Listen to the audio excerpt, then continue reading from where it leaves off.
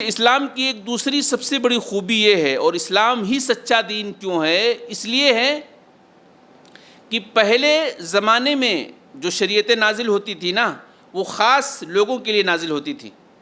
جیسے موسیٰ علیہ السلام پر جو شریعت نازل ہوئی وہ صرف ان کی قوم کے لیے ہوتی تھی۔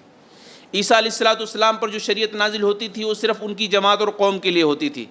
لیکن جب اسلام نازل ہوا، جب اسلام شریعت کی شکل میں محمد رسول اللہ صلی اللہ علیہ وسلم پر اترا، تو یہ صرف کسی جماعت کے لیے، کسی قبیلے کے لیے نہیں، بلکہ پوری دنیا کے لیے نازل ہوا ہے۔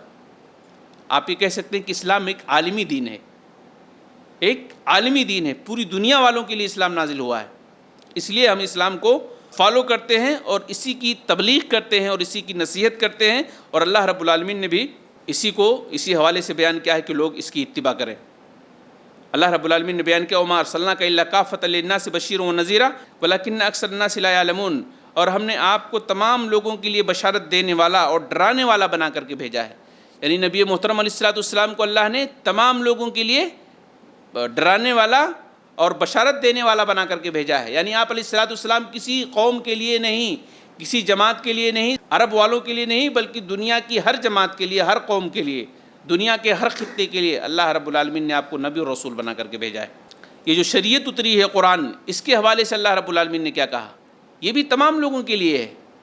کسی خاص قبیلے کے لیے نہیں ہے۔ اللہ نے فرمایا شہر رمضان الذی انزل فیہ القرآن ھدی للناس، پوری انسانیت کے لیے ہے۔ شریعت دین کس کے لیے ہے؟ جو نبی پر اترا ہے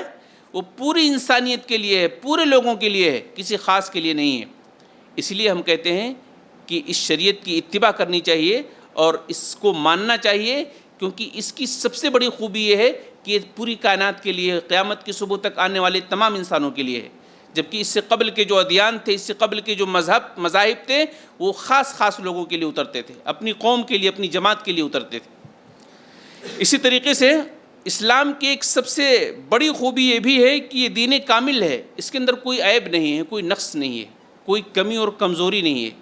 کوئی لوچ اور لچک نہیں ہے، پوری طرح سے دین کامل ہے۔ اس میں انسانی زندگی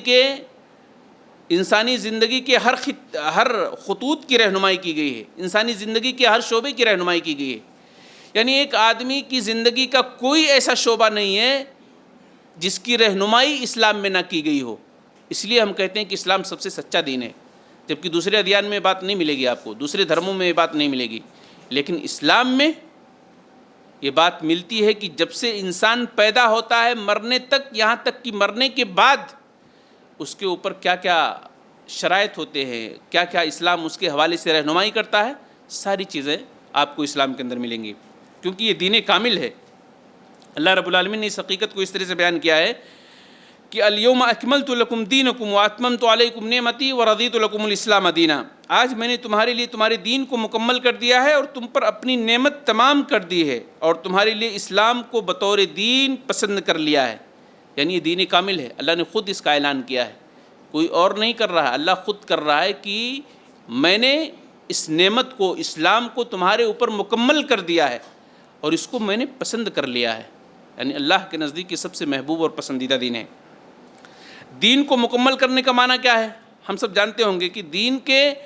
مکمل کرنے کا معنی یہ ہے، ابن عباس کی زبان سے سنتے ہیں رضی اللہ تعالیٰ عنہ، یہ کہتے ہیں ابن عباس رضی اللہ تعالیٰ عنہ کہ اس کا معنی یہ ہے کہ اس کے فرائض اور اس کے حدود یعنی گناہ اور اس کی سزا کا اس کے اندر مکمل بیان کر دیا گیا ہے،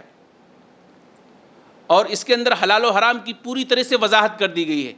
اس لیے جو ہے یہ دین کامل، اکمل اور مکمل ہے، اس میں کسی طرح کی کوئی جو ہے کمی اور بیشی یا حذف و اضافے کی کوئی گنجائش نہیں ہے۔